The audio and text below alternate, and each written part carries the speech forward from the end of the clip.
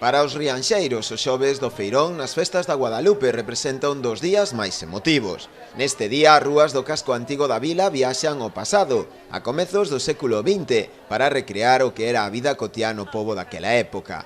Ataviados co seu peculiar traxe mariñeiro, saen á rúa a disfrutar desta xornada, para eles especial. Todos os anos vos reunides aquí? Sempre que se poda, sí. Se non hai percances na casa, pois sí. Moi ben, sempre pasamos moi ben o día do Feirón. Hai que comer, senón, que vamos a facer? Para aguantar estas festas da Guadalupe hai que comer moi ben, Home, este churrasquiño de leiro, que está moi bo, é o mellor que hai. Tomando millo del Albariño. O boviño, non? Por o momento bo, despois ya veremos. Que tal lo está pasando nestas festas da Guadalupe? Moi bien. Ben. Sí, pois sí. Non faltan os postos de artesanía e gastronomía, e tampouco a animación de rúa, a cargo de diversos grupos tradicionais, e tamén de improvisados gaiteiros. Os festexos continuarán mañá con diversas actividades dirixidas na súa maioría aos nenos, con Infantilandia ou a Festa da Escuma.